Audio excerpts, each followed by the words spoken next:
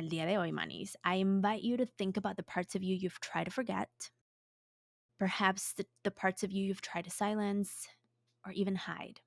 As one of my teachers once told me, healing is like a slingshot.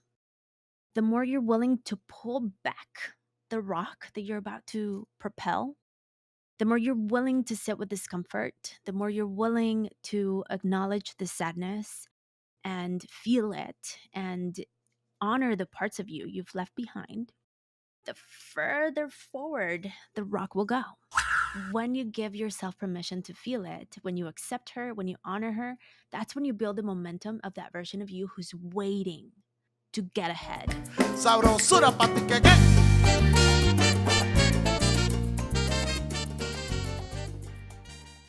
Hola listeners, bienvenidos otra vez a Café con Pam, el lugar en donde compartimos nuestras historias unmuted y sin censura. Yo soy Pam Covarrubias y el día de hoy I want to talk to you about giving yourself permission to accept every version of you.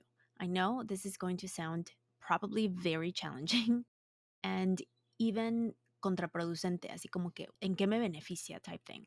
Sin embargo, I'm going to share a story that hopefully will get you to connect with why it's important to accept the various versions of us, especially the wounded, the awkward, the sweaty palmed parts of you that still exist within you.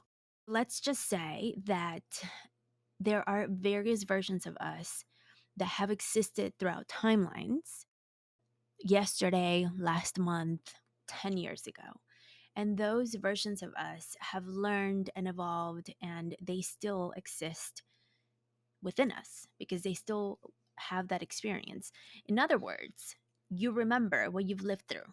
And so when there are specific, perhaps, things that have shaped the way we see the world, those versions of us will continue to come. I'm not going to give you the like science type of version of it, but this is kind of like the simplified version. And so many times that version, those versions of you, the wounded versions of us, they try to hide. And they try to hide because they don't want to be hurt again. The simplest way to say this is your brain is protecting you from being in pain. However, sometimes when those versions of us kind of come to the surface because they're trying to protect you, it's because many times you are closer to your purpose. Of course, this doesn't apply to every instance. If you are at the edge of a cliff and you are scared and you're like, oh, that's a version of me that once fell off, I don't know, at the park. Yeah, that version of you is trying to protect you so you can survive. And so, of course, use your discernment to determine when a wounded version is showing up. But I'm going to tell you a story. If you get my emails, you know about this story because I shared this past week. I shared this story in my weekly email. So last week, I had a speaking opportunity at SDSU, which is a huge college here in San Diego. If you don't know, it's big.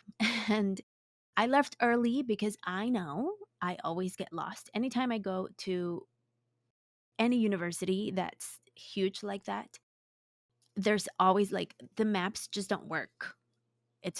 Or maybe it's me. I don't know. So I left early because I also know that I went to a tiny college and because I know SDSU is practically its own zip code. And so this is when I tuned into a younger version of me who dreamt of belonging at a school like that. I imagine myself rocking a cute backpack, knowing where the cool kids hung out, maybe being one of the cool kids, I don't know.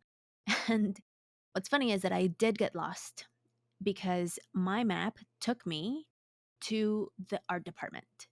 Even though the professor that brought me to speak literally gave me like pictures of where to go.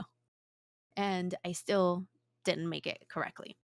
And as I was in this art department, like I thought it was very ironic because as you know, I went to art school. And so I found myself surrounded by murals, by clay and ceramics projects. And suddenly I felt this almost like a shake, almost like a bell went off, and a memory unlocked within me. I remembered how much I used to love art, how much and I still do, how much I love creativity and expression, and how excited I was to create before depression knocked on the door. Like that toxic ex who moved in with all his emotional baggage. Maybe that just happened to me, but I remembered how college me wasn't necessarily thriving. See, she was surviving. She was balancing a toxic relationship, she was navigating undiagnosed ADHD, and wondering why Missouri winters felt like punishment. But there I was, standing in the middle of an art hallway, feeling a soft nudge from a version of me I hadn't visited in a while. And after wondering what felt like 8 million steps, thanks to my Apple Watch, who said, "Yay, you closed your ring today." I was nervous, I was anxious, but I knew that the anxiety didn't belong to present me. It belonged to college me. It belonged to the girl who never quite fit in, who longed for the gold star or for the award. The girl who spoke two languages but still got corrected on her grammar like it was a crime scene. So I went in and gave my talk on Galletita culture. We talked about it. And I've presented this to students before, but every time I present and talk about Galletita culture to the youth, I always get nervous somehow. But as I shared and we discussed, something beautiful happened. A student, we're going to call him N, started participating from the get go. The moment I arrived, he started just saying things. And it was awesome because if you've ever been in a classroom, whether it's of younger people or young adults like university, they don't talk much. And so it was great for me to have someone who was willing and open to sharing. It's like him and I were having a private conversation and it was glorious. I loved it. But then N chose to share his story and shared how he had been shushed, quieted his whole life because of his autism, and how he had been taught to stay quiet and almost conditioned because people many times told him that he, quote, spoke too much, quote, or that people would say that him expressing himself in the way that he does made others uncomfortable. And so he was very brave and he shared, because I had just shared all the things about how we are kept quiet. And so he said, what you said resonated with me because in my case, it's a neurodiversity that has led people to push me to the side and almost made me feel ignored for a long time. And I thanked him for his bravery. I noticed that moment of vulnerability, that moment of bravery of N shifted the room. Suddenly, everyone had something to say. His courage gave the rest of the class permission to speak up. I'm not going to share more about that story because you probably already read it in my email. But for me, I realized that I hadn't given myself permission to fully accept that version of me. Because I realized the butterflies in my stomach I felt at the beginning of my talk, they were not from 2025 me. I knew that. But as I saw the room shift and I noticed, even in myself, how much acceptance I needed, I realized that the butterflies belonged to college version of me. Because college version of me wasn't done yet. She wanted to be witnessed. She wanted to be accepted. That's where today's episode come in. Because as one of my teachers once told me, healing is like a slingshot. The more you're willing to pull back the rock that you're about to propel, the more you're willing to sit with discomfort, the more you're willing to acknowledge the sadness and feel it and honor the parts of you you've left behind, the further forward the rock will go. And the truth is that every time I have revisited the wounded versions of me, The silenced one, the outsider one, the little girl who craved belonging, that has been a pullback moment. And that has been also a moment of tension. But every pullback becomes a launch. And when you give yourself permission to feel it, when you accept her, when you honor her, that's when you build the momentum of that version of you who's waiting to get ahead. Because she can't fly if you won't let the slingshot stretch. So, el día de hoy, manis, I invite you to think about the parts of you you've tried to forget, perhaps the parts of you you've tried to silence or even hide. Maybe the shy kid, maybe the awkward college student, maybe the version who didn't get it, quote, right. She's still there. And she deserves to exist fully alongside you. Because the slingshot doesn't fully work if you only honor your highlight reel. If you don't stretch it, it won't go. The slingshot works when you actually give space to the whole journey. Every misstep, every heartbreak, every moment you felt like an outsider, it's all part of that launch. So I invite you to let yourself pull back and trust that you're not going backward. You're building power to fly forward.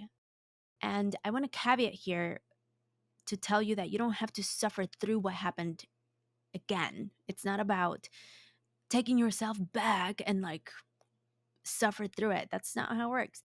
It's all about accepting that it's true, that it happened. It's almost like you want to pick up what's under the rug and actually clean it out. We all know this. Talking about money is not always the most comfortable. Pero our friends from Savvy Ladies make it easier. And now en español. You don't have to feel the pressure to translate for your mamá or your tías because Savvy Ladies has their whole site en nuestro idioma. Y ahora they can easily access their free resources like talleres, clases, y mi favorita es la línea gratis para enviar preguntas. Their free financial helpline en donde puedes conectar with a trusted financial expert. Whether you need financial guidance in English or in Espanol, Savvy Ladies is here to support you. Visit savvyladies.org, that is SAVVYLADIES.org para empezar your financial freedom. Yeah, it's beautiful to talk about accepting our past selves, right? But sometimes you have to feel it in the body. The body is where all of our emotions are trapped. So, yes, I know you're thinking about it. We are going to do a quick tapping practice together. And if you've never tapped with me, it's okay. All you have to do is follow along. I've been tapping since college time. So, at this point, 20 years. And I'm a clinical EFT practitioner if this is your first time here. And so, this tapping that we're going to do, we are going to let our body feel, allow your body to release however it wants to release. And it's going to be light and gentle. So it's not going to take you into any trapped memory or any, it shouldn't. And please be responsible. So if at any moment you feel too much emotion, keep tapping because that will let your body continue to release. So if you feel a lot of emotion, it's because your body's ready to feel. Maybe we haven't let our body feel for a long time. So as we tap, I invite you to think about a version of you you've been trying to hide, or a version of you that maybe there's some shame around. Maybe the girl, the student, the inner niña. And if you're like, I don't have any versions of me that I'm ashamed of, it's okay. Still do it and see what comes up. So you want to repeat after me. We're going to start tapping on the side of the hand 3 times for mind, body, and soul. If you need to adjust any wording, make sure you do so it feels true to you. Okay? If you are overthinking it, don't overthink this part. Just follow along the first time. Even though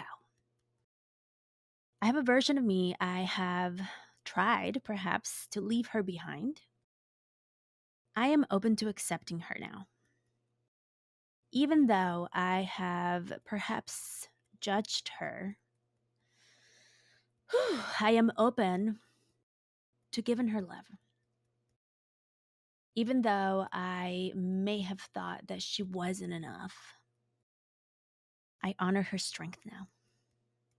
Top of the head. I give myself permission to release the shame around thinking she had to be perfect. Eyebrow. I honor her strength and resiliency. Side of the head. I welcome her back home. Under the eye. She doesn't need to earn my love.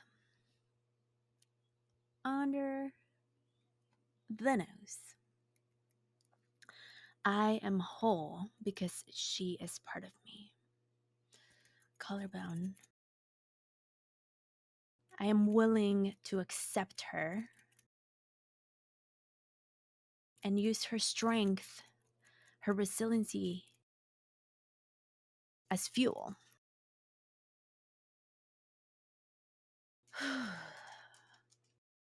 I'm grateful for what she'd gone through because I am who I am because of her.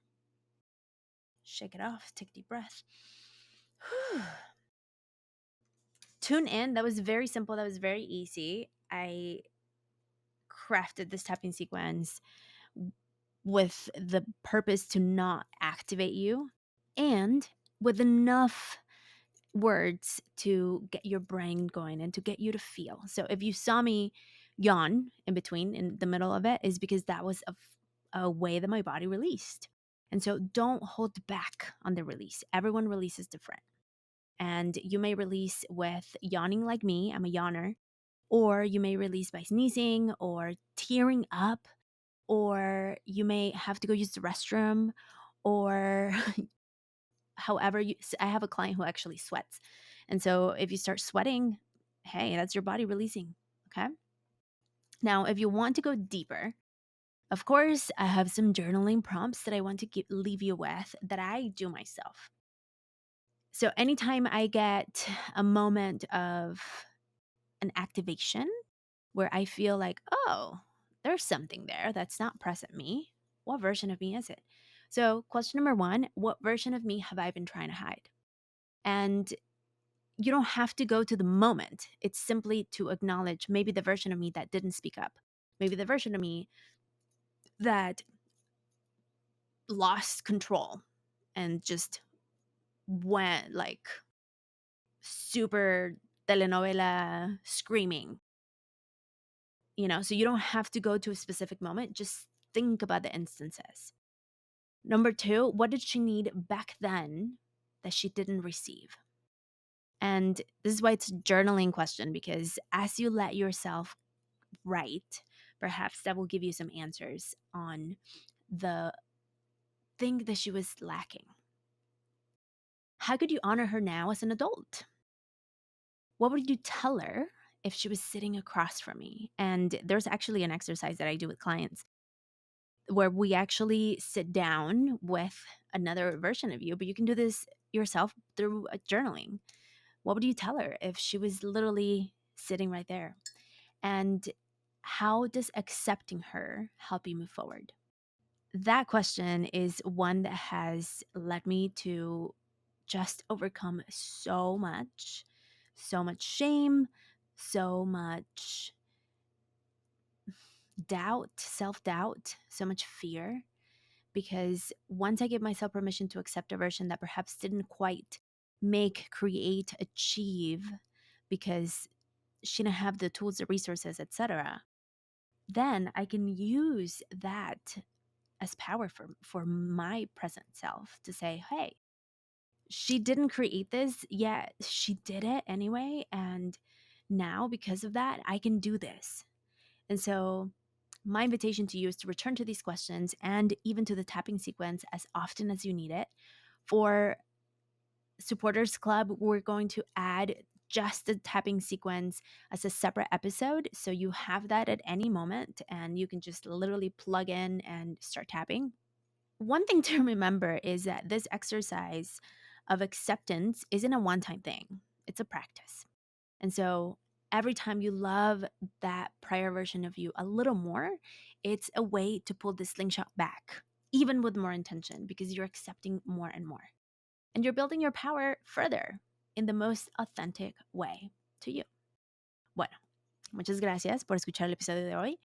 Si te gustó, por favor, compártelo con alguien that you think will enjoy it. And maybe alguien que necesite un reminder that their past selves deserve love too. Bueno, let's stay connected on socials at Café con Pan Podcast on all the places and spaces. If you're ready to keep dismantling Galleta culture, head over to cafeconpam.com and take the quiz, check out all the things that we do, join the supporters club to keep this work going. Nos escuchamos pronto y buena saludcita. Nos vemos en nuestro próximo café. Sabrosura pa' ti que